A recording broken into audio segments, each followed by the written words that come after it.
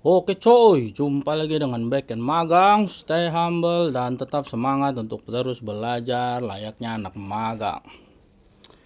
Oke, jadi seperti biasa ya, sebelumnya saya terima kasih dulu untuk yang udah ya support Backend Magang sejauh ini ya, dengan subscribe, like, dan share.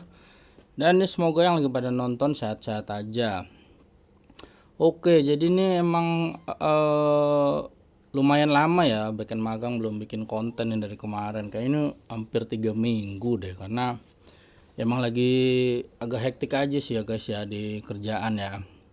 Jadi ya ini mumpung sempat kita buat lagi. Nah makanya itu ya, jadi terus support Backend Magang nih, biar Backend Magang tuh semangat buat meluangkan waktunya nih buat bikin konten-konten seperti ini. Oke, jadi kali ini tuh kita bakal bahas tentang algoritma itu. Jadi kan kita nih sebagai software engineer ya, nggak jauh-jauh dari itu gitu. Dan orang pun banyak ngomong nih algoritma. Nah apa sih algoritma gitu kan? Jadi di video kali ini tuh kita bakal ya menyelami lah, mempelajari gitu sejarah menarik tentang algoritma, mulai dari konsep dasarnya sampai ya sosok luar biasa yang ngubah cara kita berpikir tentang gimana sih pemecahan masalah-masalah, yaitu si Al-Khwarizmi atau si Bapak Al-Jaber gitu ya. Jadi ya mudah-mudahan ini Bapak Al-Jaber ini, si Al-Khwarizmi ini bisa ya menginspirasi lah. Jadi semoga teman-teman bisa terinspirasi oleh langkah-langkah yang dia gunakan, yang itu bahkan lebih dari 1000 tahun yang lalu, dan bagaimana sih pengaruhnya masih kerasa gitu ya dalam dunia pemrograman nih atau dunia coding nih yang di era modern saat ini gitu. Jadi biar nggak banyak cincong, kita langsung aja. Please like, share, comment, and subscribe.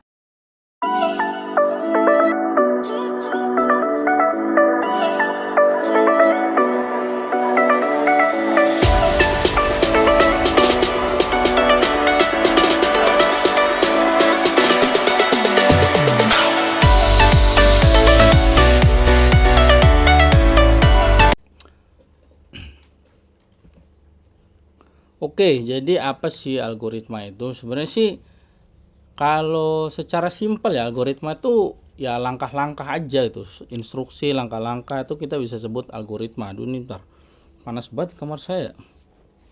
Ntar guys, lap-lap keringet dulu nih. Jadi intinya sih algoritma itu sekumpulan instruksi langkah demi langkah lah yang dipakai buat nyelesain suatu masalah gitu, atau untuk mencapai suatu tujuan gitu. Nah kalau di era sekarang kita sering dengar istilah algoritma ini dalam pemrograman gitu, ataupun dalam pengembangan teknologi gitu. Tapi ya sebenarnya algoritma itu udah ada jauh sebelum komputer ditemukan.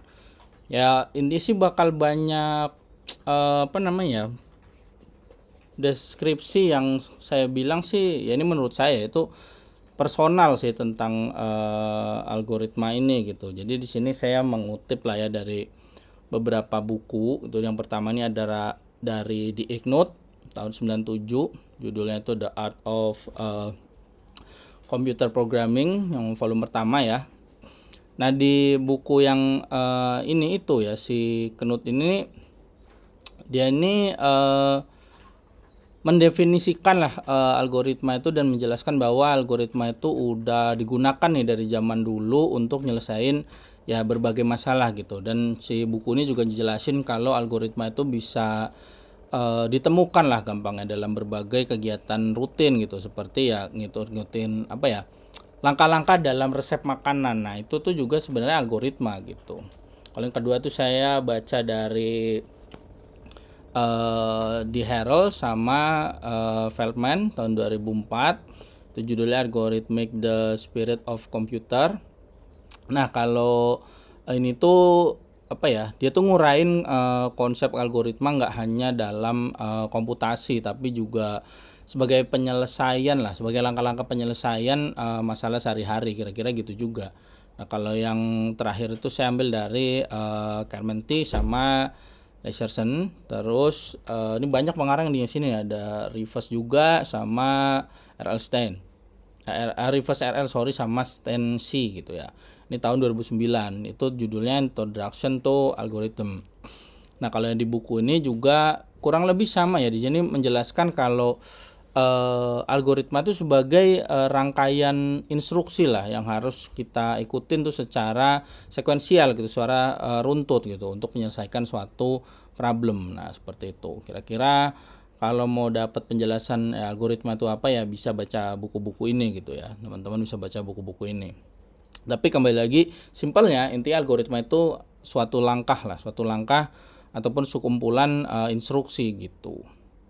Nah, jadi kan setelah tadi kita memahami ya kalau algoritma itu adalah sekumpulan langkah-langkah lah yang sistematis ya tentunya untuk kita tuh nyelesain masalah ya, mungkin kita nih akan bertanya-tanya gitu, siapa sih yang pertama kali ngembangin konsep dasar ini gitu. Karena disinilah muncul nih seorang ya tokoh besar dalam sejarah ilmu pengetahuan, itu namanya Al-Khwarizmi. Dia tuh juga dikenal sebagai Bapak Aljabar. Nah, jadi Al-Khwarizmi ini tidak hanya menciptakan metode pemecahan masalah matematis yang terstruktur gitu, tapi dia juga memperkenalkan basic-basicnya algoritma yang masih kita pakai sampai hari ini. Nah, di situ poinnya ya. Nah, jadi siapa sih dia ini ya? Kalau nama lengkapnya ini ya setahu saya itu namanya Muhammad Ibnu Musa Al-Khwarizmi. Nah, dia ini seorang ilmuwan pada abad 9 ya kurang lebih gitu.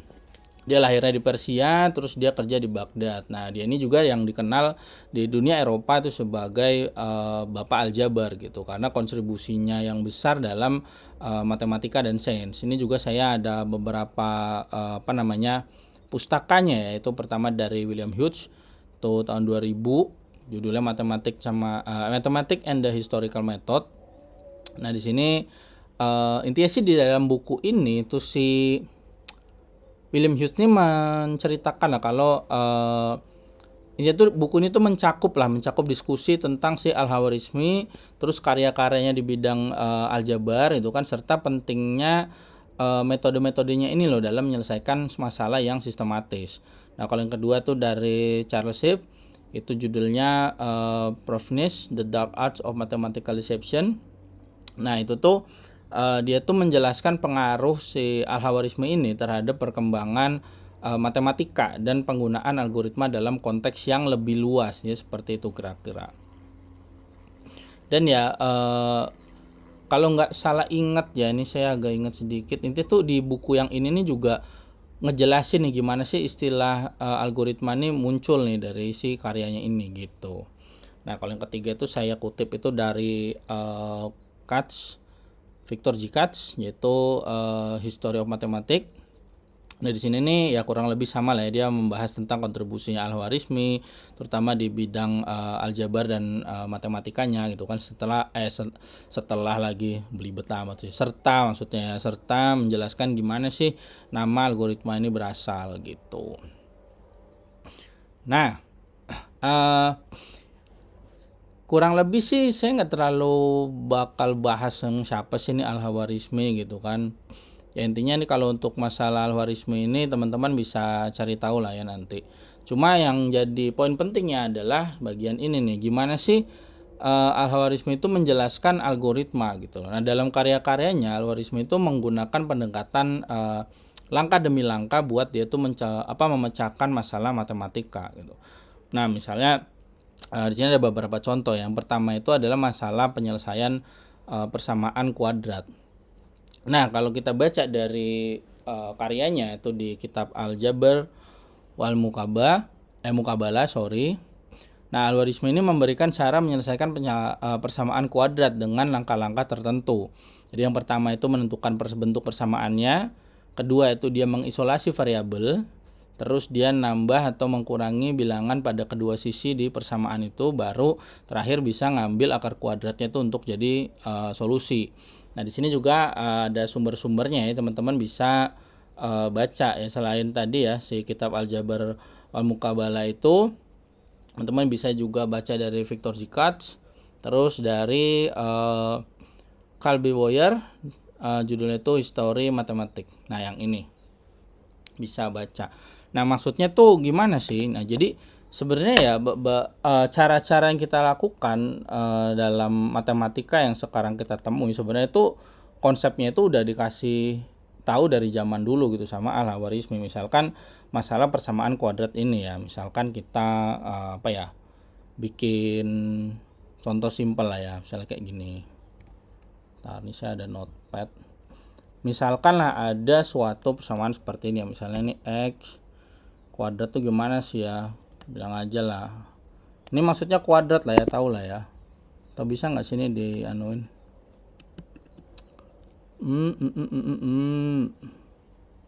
ada font size, nggak ada, ini nggak ada bentuk subscribe atau apa gitu. Ya udahlah, anggap begini aja biar jelas ya, x kuadrat ini ya, kuadrat lagi. Nah misalnya x kuadrat ditambah misalnya 10x sama dengan 25. Nah kalau kita ngikutin langkah-langkah yang tadi ya, yang pertama tuh kita menentukan bentuk persamaannya dulu ya, berarti kan dia itu akan jadi seperti ini. Berarti x kuadrat ditambah 10x itu min 25. Nah ini sama dengan 0. Di sini kita udah dapat bentuk persamaannya. Nah kalau udah, berarti kan kita tinggal melakukan apa namanya, isolasi variabelnya ya. Bisa dibilang sih sebenarnya kita gampangnya sih kalau menurut saya ya untuk nerapin ini ya, balikin aja tadi gitu loh. Jadi misalnya jadi kayak gini lagi kan, x kuadrat d plus 10x sama dengan 25. Ini kembali ke gini. Nah ini udah bentuk yang variabelnya tuh udah terisolasi gitu. Ini nggak enak banget ya kuadrat gini, ada nggak sih caranya gitu? Nggak ada guys. Ya udahlah ya, ini ya maksudnya pangkat 2 lah ya, tahu lah ya. Kalau nulisnya kayak ya nggak apa-apa sih, ini kan kuadrat udah maksud lah ya. Habisnya nanti saya kalau saya tulis x2 ini maksudnya ini maksudnya x kuadrat gitu kan, nanti dikira 2x gitu loh. Nah jadi setelah kita punya kayak gini kan, tadi dia bilang tinggal tambahkan nih di kedua sisi nih. Nah gampangannya ya seperti ini, misalnya x2 ini maksudnya x kuadrat ya, berarti kan x kuadrat plus 10x. Nah ini kan kita tinggal tambah-tambahin aja, ini 25 terus ini sama dengan 25 plus 25, atau bisa kita singkat di sini kan berarti. Nah kalau ini kan harusnya udah tahu nih teman-teman ya, kalau dari rumus aljabar tuh kalau x kuadrat plus 10x plus 25 ini kan faktornya ada 5 sama 5 nih, berarti kan kita bisa sederhanakan nih jadinya x plus 5, so ini kuadrat ya, ini 2 ini maksudnya kuadrat ya, sama dengan 50. Nah ini bentuknya udah jadi seperti ini gitu loh. Nah langkah terakhirnya tadi baru kan kita bisa ngambil akar kuadrat buat jadi solusi gitu. Nah maksudnya sih gimana?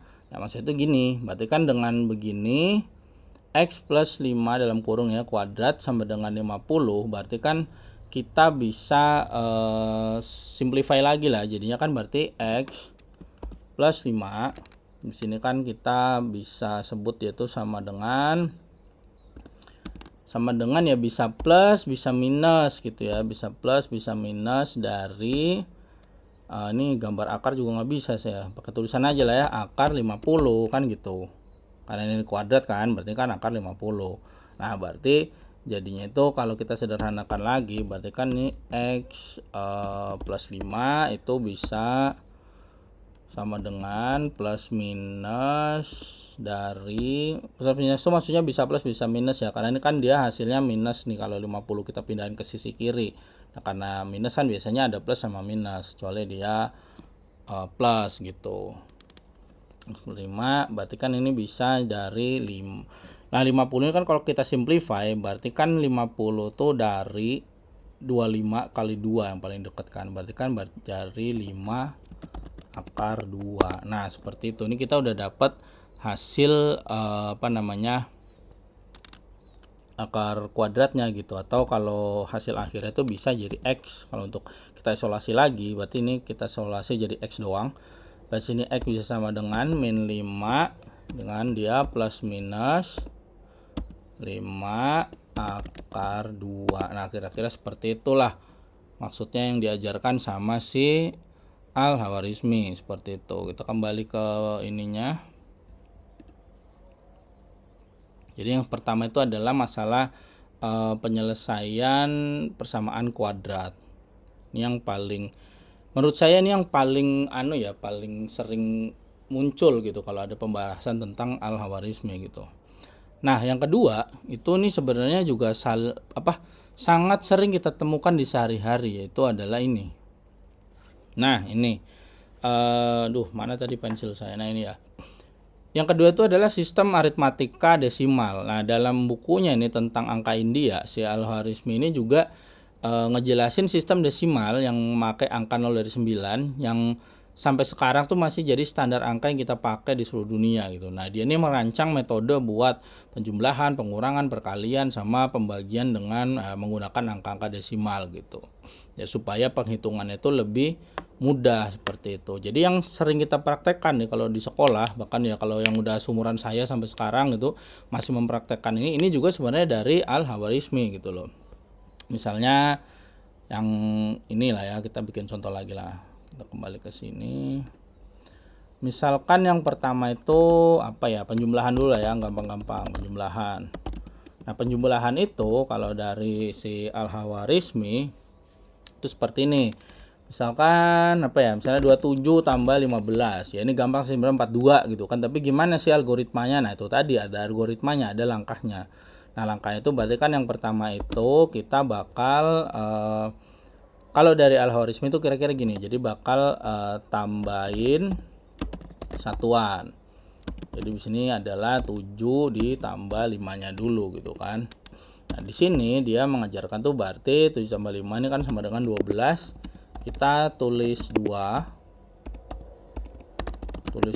kita bawa 1. Nah, yang kedua baru kita tambahkan si puluhannya. Berarti di sini itu ada 2 ditambah 1 ditambah 1, jadi sama dengan 4.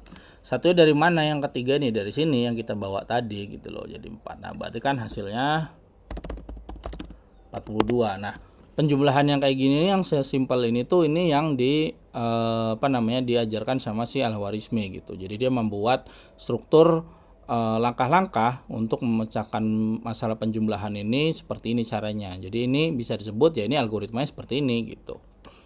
Dan ini sering kita pakai dari dulu sampai sekarang gitu. Jadi ini bukan hal yang baru ditemukan kapan enggak, ini udah dari ribuan tahun yang lalu gitu ya. Nah, yang kedua misalnya pengurangan ya, pengurangan tinggal kebalikannya dari ini aja gitu kan. Pengurangan misalnya berapa? 34 misalnya kurangin 19 misalnya gini kan. Berarti kan yang pertama itu langkahnya itu kita kurangin satuan. Jadi di sini berarti 4 kurangin 9, berarti di sini nggak bisa. Nah, karena di sini nggak bisa jadi pinjam 1 dari puluhan. Nah, kalau maksudnya secara algoritma itu bukan pinjam 10 gitu ya, benar kalau secara praktek pinjam 10, tapi maksudnya dalam penulisan pseudocode-nya itu kita bilang pinjam 1 dari puluhan. Kan di sini dia di ranah satuan gitu kan. Nah, ini yang di puluhan. Nah, kita pinjam 1 gitu. Dari puluhan jadi berarti 14 kurangi 9 ya ini hasilnya 5 gitu kan. 5. Nah, yang kedua baru kita kurangin puluhan. Karena tadi di bagian puluhan tuh kita udah ambil 1, berarti kan jadi sisa 2. Nah, 2 kurangi 1 sama dengan ya 1. Berarti kan hasilnya itu adalah 15. Nah, seperti ini. Jadi cara-cara ini juga dari si Al-Khawarizmi. Berikutnya tuh yang diajarin juga perkalian. Nah, ini juga ya sampai sekarang masih kita pakai gitu. Perkalian misalnya apa? 23 misal dikali 47 misal gini ya. Ini 223 janganlah kebanyakan. 23 kali 47 gini. Nah, berarti kan di sini secara algoritmanya yang pertama itu berarti kita akan melakukan kalikan 23 dengan tiap digit. Ini yang maksudnya step by step secara terstruktur yang dikemukakan sama Al-Khawarizmi gitu. Nah, ini dimulai dari digit satuan dulu gitu. Jadi misalnya di sini kan berarti 23 itu bakal dikali sama 7 dulu, yang berarti hasilnya adalah 161. 161 ini gimana sih? Ya gini lah ya, kalau saya jelasin lagi kan berarti kan 3 dulu, hitung lah nih, hitung 3 dikali 7 berarti 21.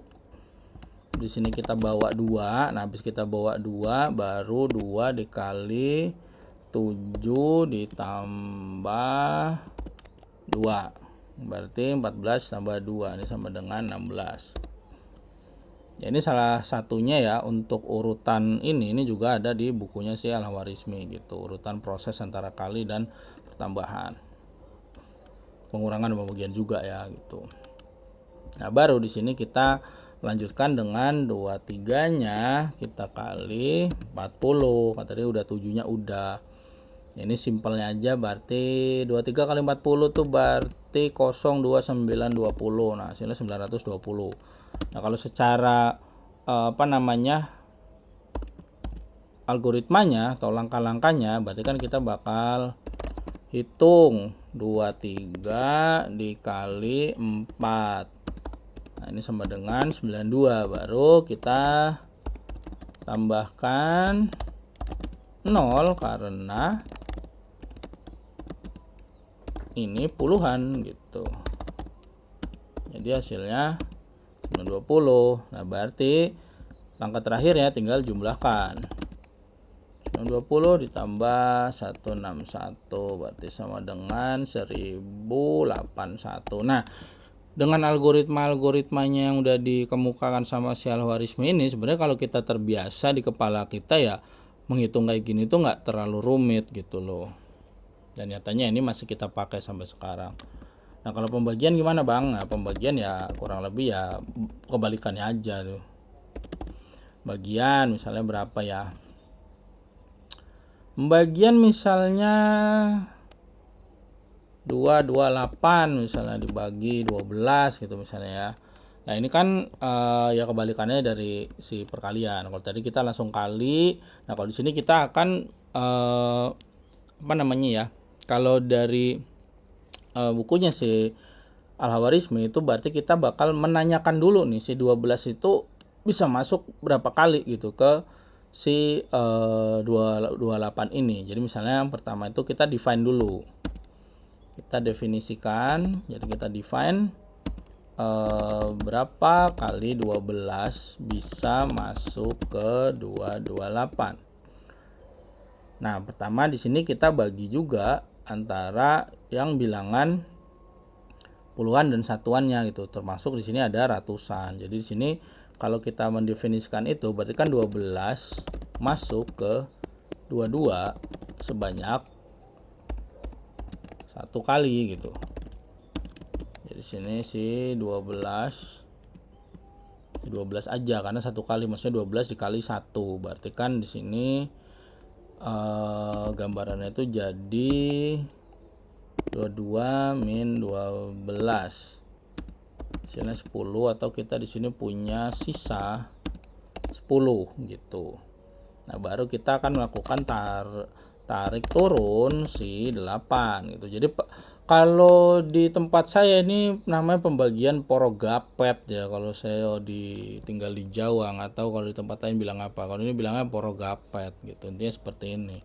Nah, tarik turun si 8 berarti kan jadinya 108. Nah, kalau 108 ini kan kita udah jelas ya, 108 itu kalau masuk ke 12 ya ini sih perkalian yang bisa kita hafalin seharusnya. Berarti kan ini 108 bagi 12 itu ya 9, seperti itu. Berarti sini hasilnya jadi 19 seperti itu. Nah, cara-cara ini nih yang kita pakai selama ini ya, ini yang dikemukakan sama si Al-Khwarizmi seperti itu.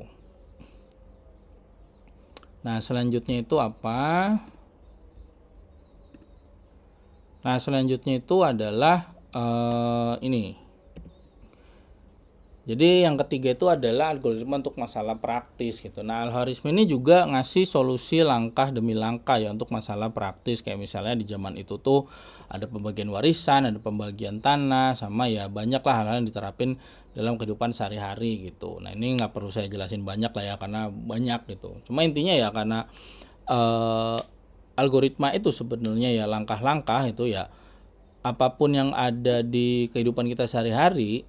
Nah, langkah-langkah penyelesaiannya itu bisa kita sebut sebagai algoritma gitu. Nah, ini yang dikemukakan ya, kembali saya bilang yang dikemukakan oleh si Al-Khwarizmi gitu.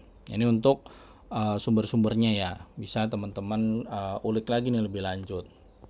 Nah, sekarang bagian pentingnya adalah ini yang terakhir itu adalah gimana sih algoritma ini menginfluence dunia pemrograman atau coding lah di era sekarang. Nah, pengaruhnya itu terutama di cara berpikirnya ya, si algoritma itu cara berpikirnya itu sangat besar gitu pengaruhnya, meskipun ya dia tuh hidup lebih dari 1000 tahun yang lalu gitu. Nah, logika dan metode penyelesaian masalah yang dia pakai itu masih diterapkan dalam pemrograman saat ini gitu. Misalnya gini ya, yang pertama itu yang tadi yang udah sering dibicarakan dan tadi saya tunjukkan, itu yang pertama adalah pendekatan step by step gitu, langkah demi langkah. Nah, jadi intinya sama seperti algoritma yang menyelesaikan persamaan dengan langkah-langkah yang terstruktur. Nah, dalam pemrograman kita juga merancang fungsi ataupun metode gitu kan, atau keseluruhan algoritma itu secara runtut buat nyelesain satu problem gitu loh. Jadi metode ini nih yang jadi basicnya dari pemrograman prosedural gitu, dimana setiap langkah-langkah tuh dilakukan satu persatu. Misalnya di sini saya punya metode buat ya, karena tadi kita ngomongin algoritma dimana dia salah satunya memberikan penyelesaian terhadap persamaan kuadrat. Jadi saya ambil aja ini, misalnya saya punya metode untuk solve quadratic. Misalnya saya punya 3 bilangan untuk jadi argumen param A, B, C. Terus di sini ya tentu ini rumus diskriminannya ya. Diskriminan nih di sekolah udah diajarin lah dulu ya di SMP sama SMA gitu. Rumusnya itu B kuadrat min 4AC. Ini saya tulisin secara notasi di coding, berarti B kali B dikurangin 4 kali A kali C, seperti itu. Nah, di sini ada langkah pertamanya tuh. Nah, setelah itu langkah keduanya itu kan kita bakal ngecek apakah diskriminannya negatif gitu. Misalnya if diskriminan kurang dari 0, kita bisa kasih nilai balikan, misalnya dia tetap 0, terus kita kasih log gitu kan, nggak ada solusi untuk real gitu. Ya, ini seperti ini ya. Nah, terus di sini ada saya pisah juga itu untuk untuk menghitung akar kuadratnya. Di sini saya pisah, ada fungsi sqrt. Nah, terus fungsi yang udah kita buat ini kita panggil di main programnya seperti ini gitu. Nah, jadi ini ya pendekatan langkah demi langkah. Jadi misalnya dari buat si ini ada metode buat solve kuadratiknya, terus kita ada metode tambahan lagi buat bantuan itu buat ngehitung akar kuadratnya, itu kan baru nih masalah utamanya ada di main program seperti itu. Nah, pendekatan yang langkah demi langkah ini nih salah satu cara berpikirnya si Al-Khwarizmi seperti itu. Nah, yang kedua yaitu adalah pemecahan masalah menggunakan kondisi. Ini udah jelas lah kita sering pakai gitu ya, if dan else gitu. Jadi algoritma itu ngebagi persamaan kuadrat tuh dalam beberapa bentuk yang beda. Nah, dalam program kita juga menggunakan if dan else statement gitu loh buat memecah masalah menjadi beberapa kasus berdasarkan ya kondisi yang berbeda gitu. Misalnya ini tadi, ini metode yang tadi cuma saya tambahin aja itu. Misalnya diskriminannya lebih dari 0, kita kerjain bla bla bla. Diskriminannya sama dengan 0, kita kerjain lagi gitu kan. Nah, terus misalnya untuk kasus yang terakhir, berarti dia nggak lebih besar dari 0, dia nggak sama dengan 0, berarti kita bisa simpulkan dia kurang dari 0, baru di sini kita kasih apa sih kondisinya, seperti itu. Jadi pendekatannya seperti itu ya si Al-Khwarizmi itu gitu. Jadi dalam cara berpikir ini juga menjadi basic kita di programming itu menggunakan conditional if dan else statement seperti itu. Nah, yang selanjutnya itu adalah yang ini. Nah, sistematis dan efisiensi dalam struktur data dan algoritma. Jadi algoritma yang basic ya kayak sorting sama searching itu sangat-sangatlah terpengaruh oleh pemikirannya si Al-Khwarizmi ini gitu tentang pengorganisasian, terutama pengorganisasian, belibet banget tentang pengorganisasian. Nah, itulah ya, pengorganisasian data dan sistem yang desimal gitu. Nah, struktur data kayak array, list, terus table dia pada dasarnya itu cuma cara kita buat nyusun data aja supaya gampang dicari gitu, gampang diurutin, intinya bisa diakses dengan efisien seperti itu. Jadi misalnya ini pernah saya contohkan juga ya, gimana sih kita ngebuat binary search seperti ini, algoritmanya seperti ini. Ini di sini dicari secara efisien gitu loh. Jadi kalau misalnya kemarin di video sebelumnya pembahasan big annotation, harusnya teman-teman bisa lihat gimana sih binary search ini lebih efisien gitu dibanding cara search yang lain gitu. Ada pembandingnya di situ, teman-teman bisa lihat. Jadi sini kalau saya bahas sedikit ulang ya untuk binary search, berarti kan kita bakal tentuin ini mana node left-nya, mana yang right-nya gitu kan. Terus ketika prosesnya kita lakukan looping dari left ke right, nah terus kita lakukan pencarian di sini, gitu seperti itu. Nah, kenapa bisa efisien gitu kan secara big annotation? Yaitu nanti bisa dilihat di video sebelumnya tentang big annotation, saya udah bahas masalah binary search ini gitu. Nah, terus selanjutnya adalah ini. Nah, ini yang menurut saya sangat-sangat penting sih, terutama di dunia programming ya. Jadi yang keempat itu adalah modularisasi dan abstraksi dalam programming gitu. Nah, Al-Khwarizmi itu dia ngerancang suatu algoritma itu bisa reusable gitu loh, bisa dipakai lagi, bisa digunakan kembali pada berbagai situasi gitu. Nah, dalam pemrograman modern, nah kita nerapin prinsip ini dengan menggunakan metode atau fungsi itu kan, ataupun modul yang bisa kita panggil kapan aja untuk nyelesain masalah yang similar gitu loh. Jadi ini membuat kode lebih modular dan efisien. Nah, kenapa sih ini penting ya? Karena kalau kode itu lebih modular ya tentunya nanti maintainnya lebih gampang gitu, debuggingnya lebih mudah gitu, dan lebih clean lah. Nah, ini yang jarang bukan jarang, banyak yang belum nerapin ini gitu. Jadi kodenya panjang, belibet, spaghetti gitu. Nah, ya memang kalau awal kita dalam pendekatannya itu kita ingin kita mengejar proses development dulu, mungkin itu diabaikan, tapi harus adalah waktu disisihkan gitu buat ngebuat kode yang tadi kita tuh masih berantakan itu kita buat jadi lebih modular gitu, jadi lebih rapi seperti itu. Nah, di sini kan misalnya contoh abstraksi, di sini ada interface, itu kan ini kan contoh abstraksi gitu.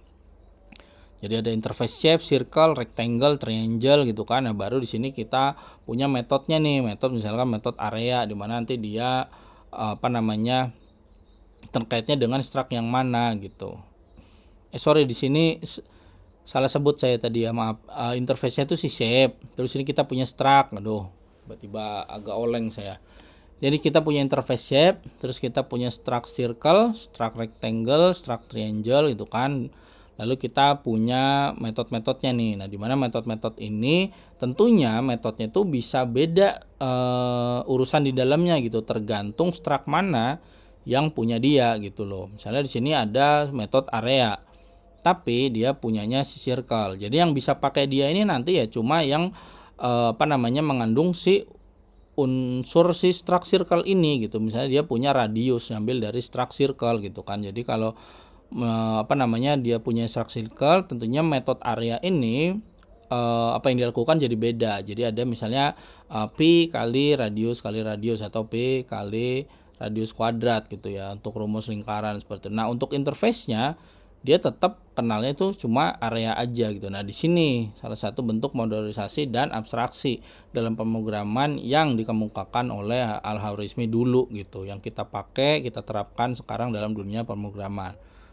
Nah, misalnya di sini kita punya lagi metode area sama, tapi dia miliknya si struct rectangle gitu. Nah, di sini tentunya urusannya beda lagi gitu kan. Terus ini kita punya sama lagi metode area, tapi sekarang dia punya struct triangle gitu. Nah di sini nanti tentunya beda lagi penyelesaiannya gitu.